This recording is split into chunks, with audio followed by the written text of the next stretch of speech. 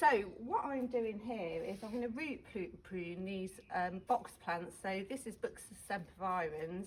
It's been clipped as topiary here, and these are pretty well established. These are probably at least 35 years old now, and I like to keep them in a terracotta pot, but they do outgrow their space after a period of time. So they've been in these pots for about 4 years, and every year I've been feeding them diligently through the growing season.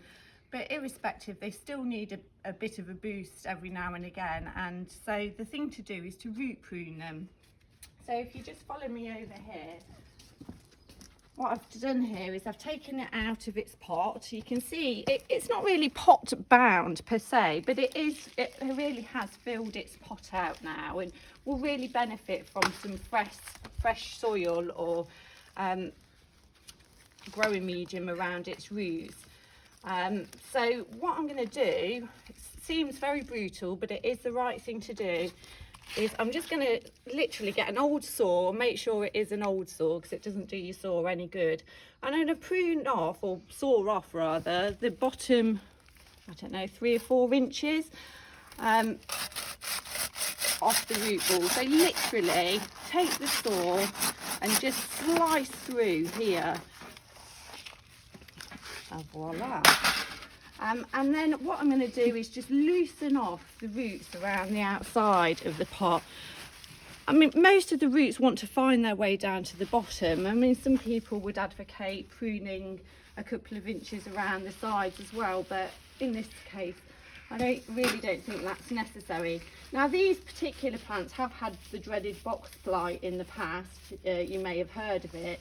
And there's some signs of blight just in here where it defoliates and you get dead patches.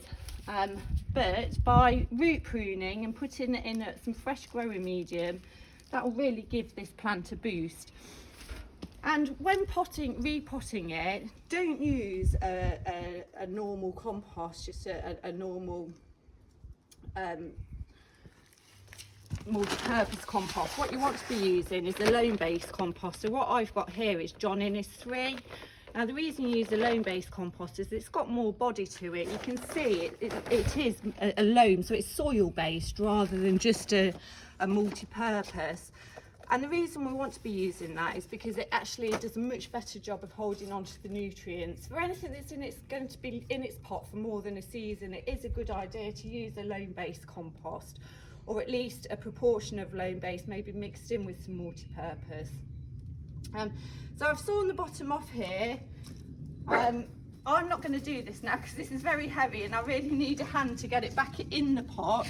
But the thing to do is that with a nice layer of fresh John Innes 3 in the bottom, we're going to pop that back in the pot, and then I will just top dress the top couple of inches with some more John Innes 3, and then we're going to give it a good feed.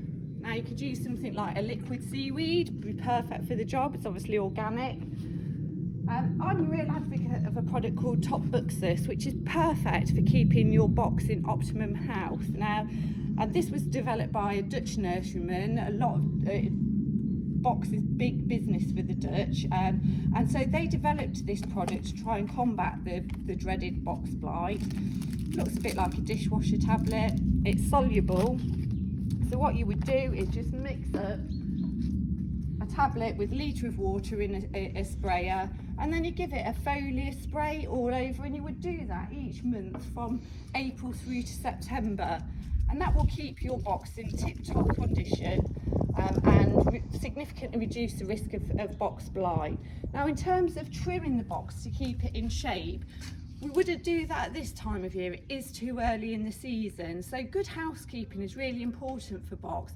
The time traditionally to trim box is Derby Day, so Derby Day onwards, which is at some point in June. I can't remember the exact date, but if you work on that basis between June and September, and the thing to do is to choose a dry day, because box blight is an airborne pathogen, and it loves damp conditions. So obviously, by trimming your plant, you're creating lots of opportunity for infection. So the thing to do is to have a dry day the day before you trim, a dry day on the day you're trimming, and a dry day the day after. And remember also that you can spread the pathogen from plant to plant, so it's good to be hygienic. So for example, sawing this, I would clean the saw in between plants.